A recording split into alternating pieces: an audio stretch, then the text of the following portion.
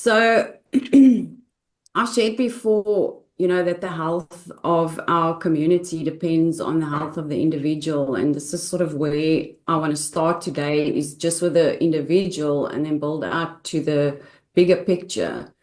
So something God's been working in my life with towards the end of last year, and very much a theme for this year, is working on ourselves so that we can be better vessels, better vehicles, be more effective in the kingdom. And one of the things he's really been speaking to me about is the garment. For me, what I felt he was speaking about is that if we are to be these healthy vessels, vehicles for his kingdom, our garments need to be taken care of, right? So we can't always. So I know as a counselor, so in case you don't know, I'm a counselor and I do inner healing deliverance, and my focus is trauma, especially. So I understand the effects of things that happen in our lives on the person, especially holistically. And the approach I want to take today is a very holistic approach. And it always starts with us. We look at our own garment, but sometimes we're so busy working with people in the community, we kind of hang that garment up in the cupboard and we don't really look at it, and we kind of put it one side because we're so busy with our lives. But I feel like today what the Lord wants us to get, and I know what he's been speaking to me about, is have a look at your garment.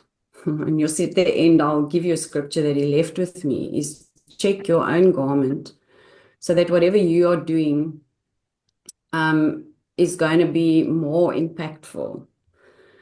So in Revelations, it says in Revelations 19, verse 7 to 8, let us be glad and rejoice and give him glory, for the marriage of the Lamb has come, and his wife has made herself ready.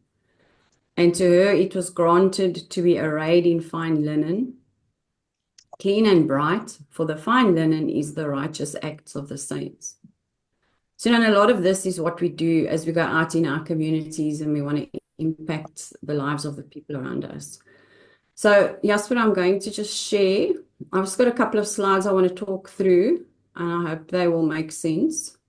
I've just titled this The Holistic Kingdom Mandate, and you'll understand just now why I use the circles to represent this. But so from my perspective as a counselor, I always will look at that holistic picture of something.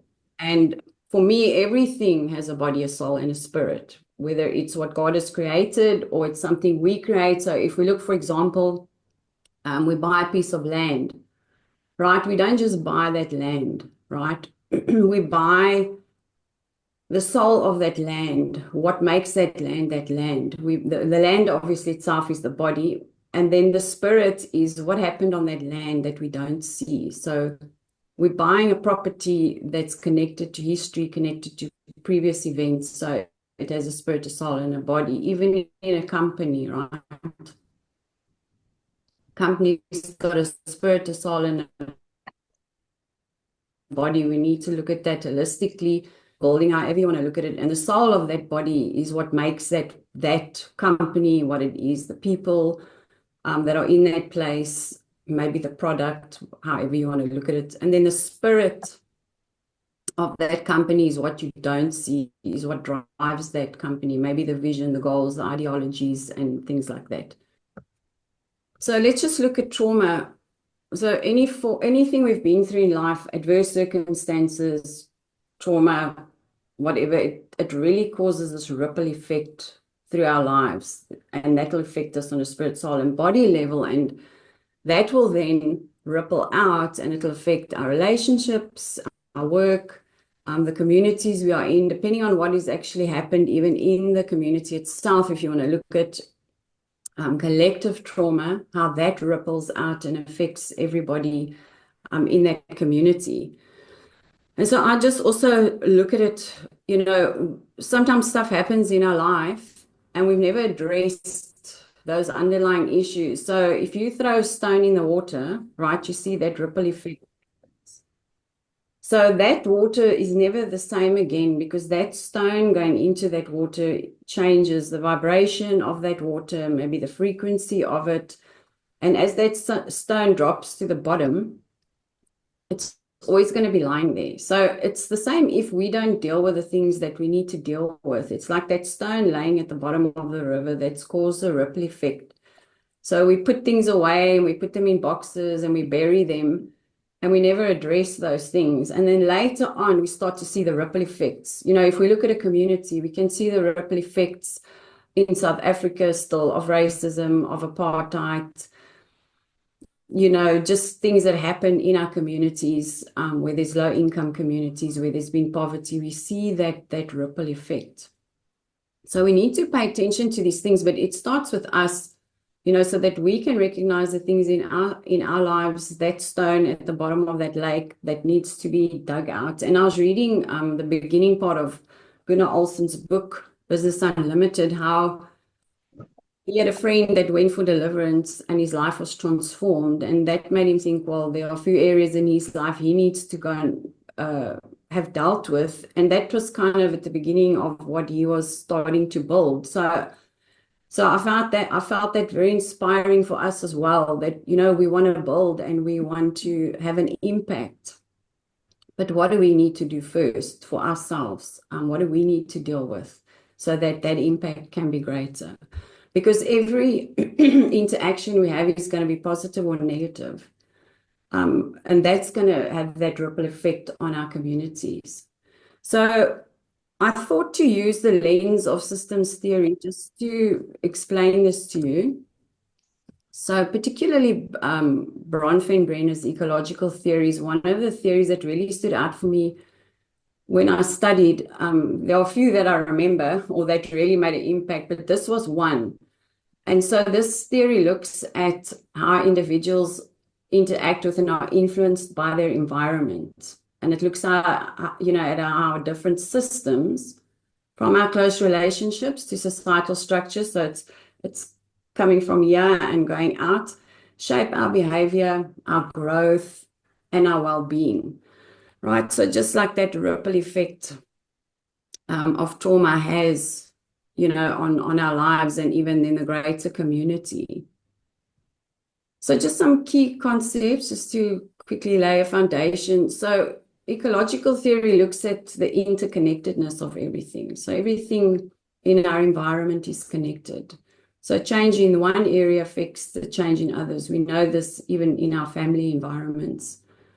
Multi-layered influence. So development is shaped by our immediate environment, our family, school, church, you know, whatever we're involved in, and then those larger societal forces, culture, government, stuff that's happened in history, often stuff we don't always have a say over unless we're actually involved in those spheres, but they are going to affect us.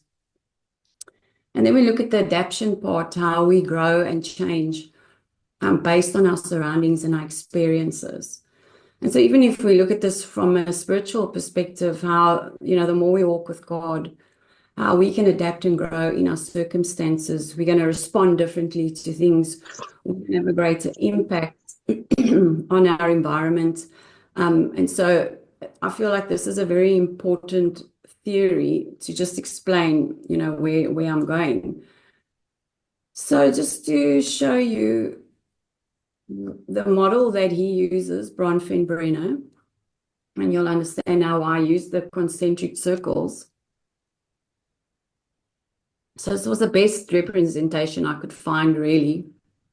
So if you look at the child in the center, think of that maybe as yourself, as an individual now, or maybe think back over your childhood, but we're just looking how the child is very much impacted by their microsystem.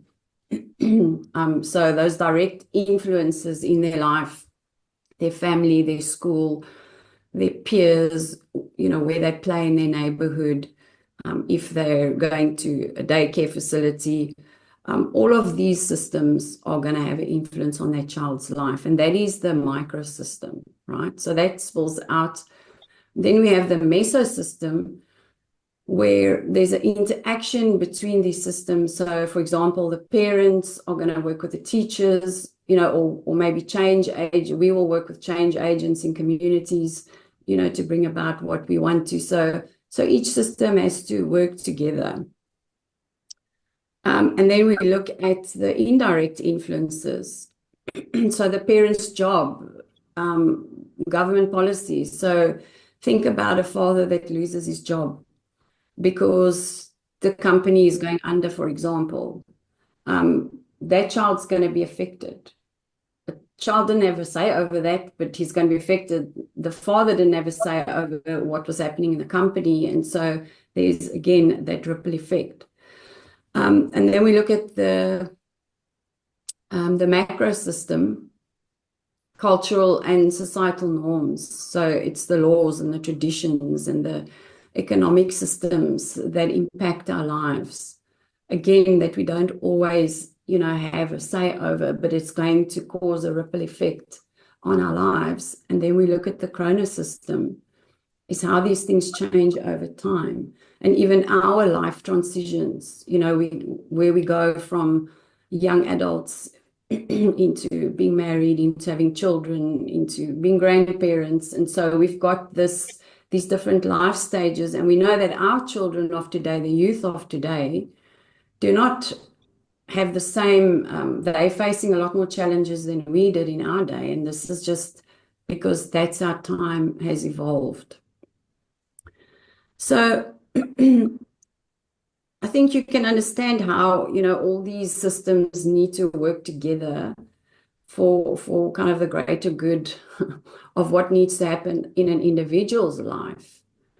Because eventually we will all be part of this system depending on our calling, depending on what God's put in our lives to do. And so for me, my focus is also very much identity. So when I work with trauma, it's not to keep people stuck in that place and wanting to constantly deal with stuff. It's to get them out of that place into kingdom identity, understanding what their mandate is, so that we can move into these systems and make an impact. So having said all this, it's to bring me to actually what my main point is, what I want to look at. So this kingdom mandate, I'm looking at through this lens of this systems theory, as well as just stewardship, right? Because if we are to impact all these areas, we have to be good stewards of what God's given us. Starts with us. And I shared this one day with one of my ladies in one of my ladies' meetings, and the Lord just kind of reminded me of this as I was preparing. And there was actually something I prepared before I did this. So this is kind of a second teaching, but this is what the Lord wanted me to share. And I feel like it does fit in really nicely to looking at the system. So Luke 19, verse 13 says, and this is the King James Version, which is the one I really like. And he called these 10 servants and delivered them 10 pounds and said unto them, occupy till I come.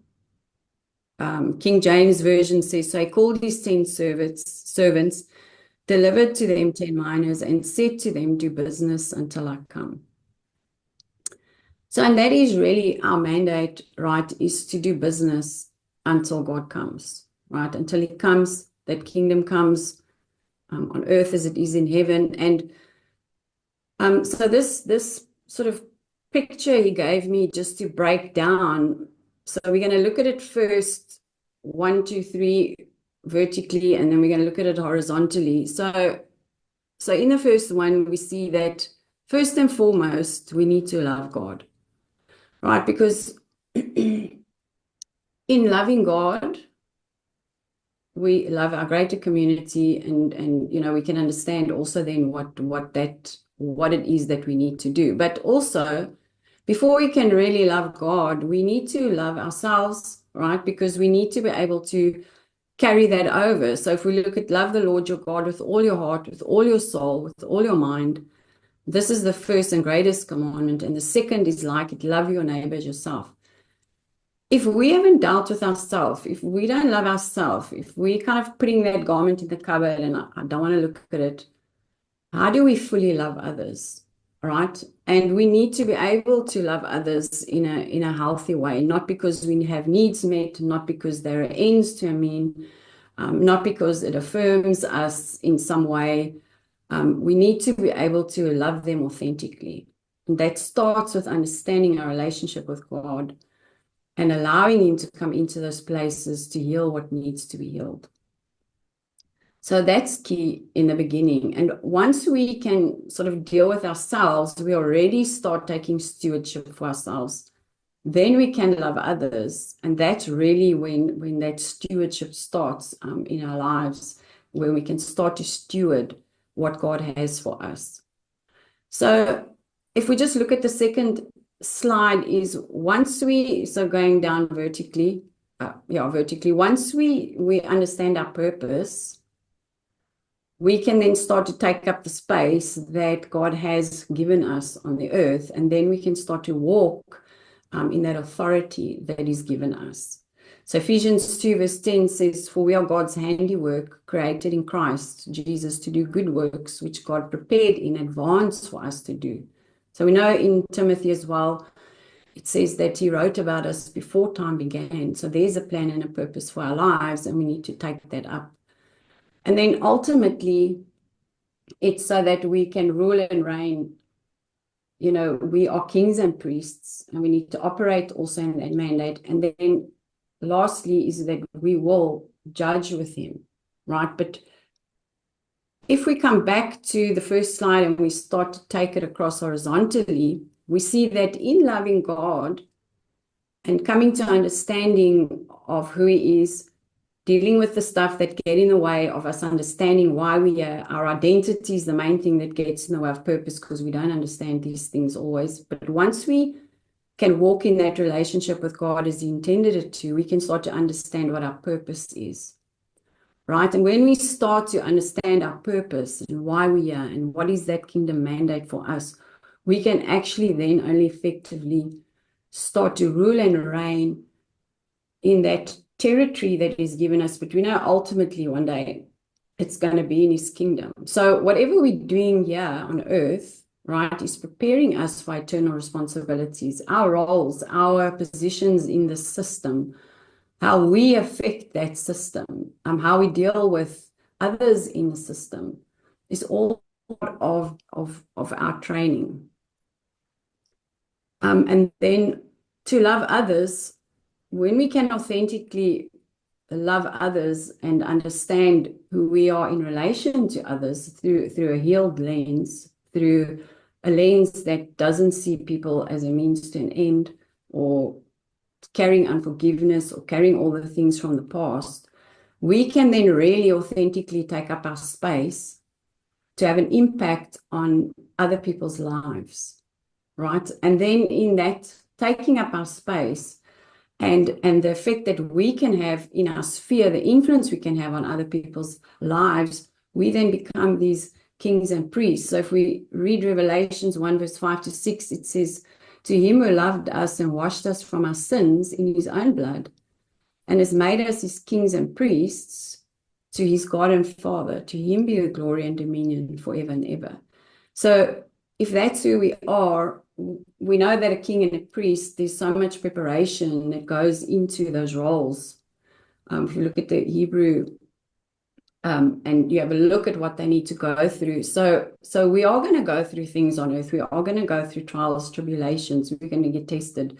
There are things we're going to have to navigate in our own lives, check that garment of ours, before we can actually come to that place, right? And if we look at stewardship, so stewardship is born out of understanding who we were created to be, understanding who we are in relation to others, taking stewardship over our lives, over the people in our sphere of influence.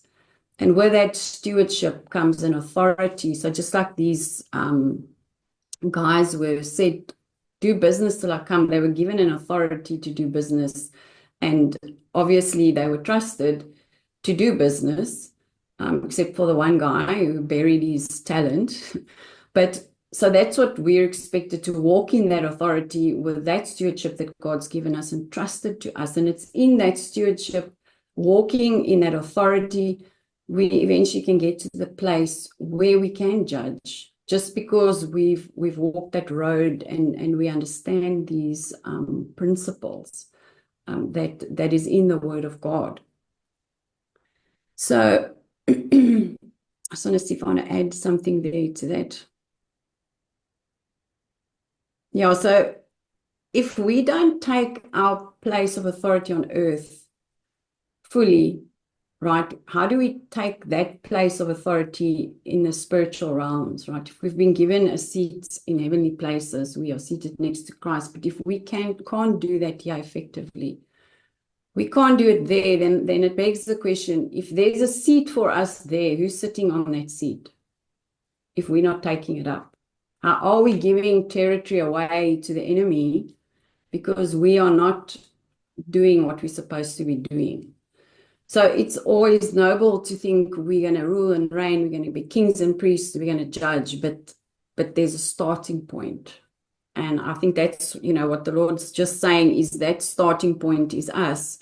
And so we need to deal with those things in our lives. And so we can also see then, how if this is the process, how we can take up our space in our systems and how we can affect the smaller systems right through to the larger systems like community work that's being done, the people that are in places where they can influence laws and ideologies. And, this is ultimately our aim, our kingdom mandate is to have that larger effect on society. And so just to sort of wrap up, so the holistic kingdom mandate really is for us, spirit, soul, and body to grow and heal, right, as individuals. And then the next part of that process is to build strong relationship and our families and walk in love and that authority that's been given to us, that healthy authority that comes from God, an authority that we understand as He intends it. And then we can have that influence on our communities and the systems around us, and we can bring our righteousness and we can bring the wisdom of God into those places to effect change. And then through this, we transform our culture so that it can reflect those kingdom values, very much as we're starting up these communities where there's an influence to bring in these values. And then really, the bigger picture is to prepare for when Christ returns so that we can really occupy every sphere and go into all those mountains where we have a place. And so really, a healthy individual leads to a healthy community, which leads to a world prepared for the return of Christ, right? And then I just want to close with this. So I asked the Lord, is there a word that he wants to give for ICCC South Africa in particular? Is there just something he,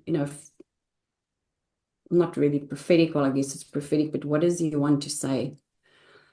And this is the picture he gave me. So I was driving home, and the Lord always speaks to me in pictures. I was driving home from town yesterday, and we've got these big plastic bins outside. Everybody's home has got one where you go and put your rubbish in, and they come in the morning. It's like a skip, but it's a plastic one. And some of them are in really terrible shape, like they've got holes in them because, the people here just overload it, or they'll put hot stuff in there and it melts at the bottom. So sometimes it's a mess. You pick that thing up and everything's falling to the ground.